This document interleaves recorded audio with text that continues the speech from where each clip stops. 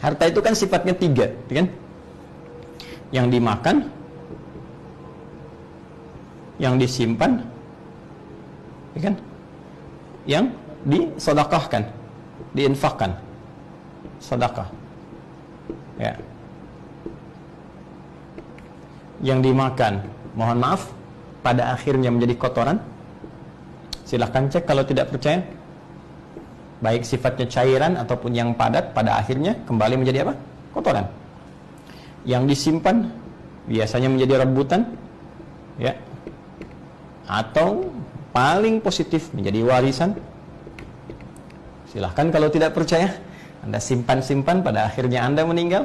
Kalau bukan dunia meninggalkan Anda meninggalkan dunia duluan, maka ini hanya akan menjadi perpindahan tangan. Baik itu bisa menjadi positif nilainya warisan, atau boleh jadi muncul kesan negatif untuk diperebutkan dengan cara yang tidak elegan. Yang terakhir yang disedekahkan ini yang sifatnya abadi, dan ini penunjuk sinyal takwa yang mendekatkan pada nilai-nilai kebaikan, kemuliaan, nilai-nilai ketentraman, nilai-nilai kedamaian, ya, dan berbagai keutamaan lainnya. Maka cek, jangan-jangan selama ini usaha untuk mendapatkan harta itu baru kesini mungkin, sehingga kadang diarahkan oleh Allah, kamu ini kok gimana, katanya pengen ke surga, ya kan? Katanya surganya pengen Firdaus, katanya pengen berjumpa dengan Rasulullah, tapi selama ini hidupnya cuma sampai di level 1 saja. Kok hartanya cuma bertransformasi di kotoran saja? Lantas apa bekal yang mau dibawa ke akhiratnya nanti? Untuk bekal surga yang didambakan itu? Hah? Karena itu penting melihat dengan iman. Kadang-kadang di titik ini ada beberapa petunjuk perubahan yang Allah sampaikan kepada kita. Tiba-tiba proyek misalnya kelihatan macet, jangan dilihat macetnya dulu, coba cek di rekeningnya mungkin, ya. Nih, masih belum tersalurkan. Masih ada yang tercatat untuk bisa mendapatkan hasil manfaat. Untuk keluarga besar bisa dilihat. Mungkin anak-anak sekolahnya belum baik, kan? Belum dekat dengan Allah, pakaiannya belum bagus, kan? Makanannya belum sempurna, atau Anda bagus tapi saudara-saudara ada yang teriak, kan? Belum mendapat perhatian dan sebagainya. Cek dulu ini. Tuh. Atau mungkin yang dikumpulkan baru sampai sini level kedua. Tuh. Yang ini belum ada. Karena itu dalam setiap titian kehidupan, ingat betul ini. Banyak ayat di Al-Quran memberikan jaminan kepada kita tentang seluruh ketercukupan dalam hidup. Even itu ujian yang kita hadapi. La yukallifullahu nafsan illa wus'aha. Quran surah kedua ayat 286. Allah tidak mungkin menguji seorang hamba di luar batas kemampuannya.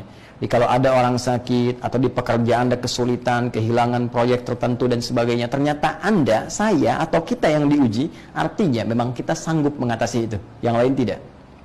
Ya, inna ma'al usri yusra. Di balik segala kesulitan ada kemudahan. Paling gampang memahaminya, yakinkan pada jiwa kita, ini pasti selesai.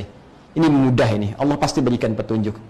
Hanya bagaimana cara kita untuk bisa mendapatkan petunjuk dari Allah untuk mengatasi kemudahan tadi, maka wasilah terbesarnya adalah takwa. Quran surah kelima ayat 35. Ya ayyuhalladzina amanu taqullaha wabtaghu ilaihil wasilah.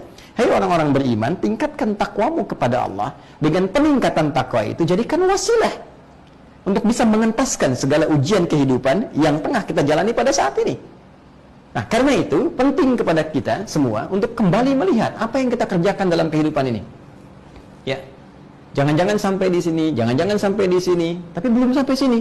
Ini yang kita evaluasi kembali. Karena itu, penting bagi setiap insan beriman menajamkan keimanan dia kepada Allah Subhanahu wa taala untuk bisa mendapatkan ini pada akhirnya, ketentraman dalam kehidupan, baik dunia ataupun akhirat. Ingat baik-baik. Keyakinan yang terpenting dibangun oleh kita semua, walladzi qaddara fahada. Dialah Allah yang telah menetapkan kadar, setiap kadar yang menjamin kecukupan hidup bagi setiap hamba, lalu memberi petunjuk bagaimana mengoptimalkan itu semua. Jadi gak ada orang hamba manusia yang hidup di dunia ini nestapa, itu gak ada, pasti cukup. Yang menjadikan nestapa itu karena tak pernah merasa cukup. Ini masalahnya. Perhatikan baik-baik. Allah telah menetapkan walladzi qaddara fahada.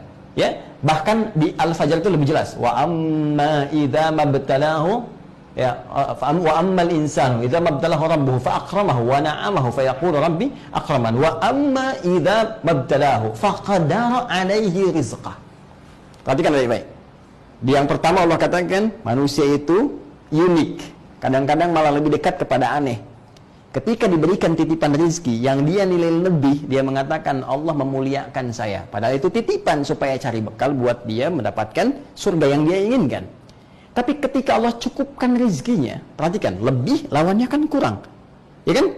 Tapi dalam kaidah Al-Quran, dalam logika Al-Quran, tidak ada lebih lawannya kurang ketika dikaitkan dengan rezeki.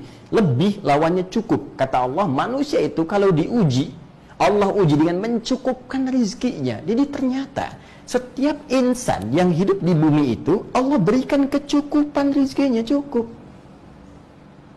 Jadi Allah jamin kita cukup. Kenapa kemudian kita merasa sibuk dengan hal-hal yang mungkin belum tentu kita alami? Ya, yang paling bahaya adalah manusia yang tidak pernah merasa cukup. Ini persoalannya.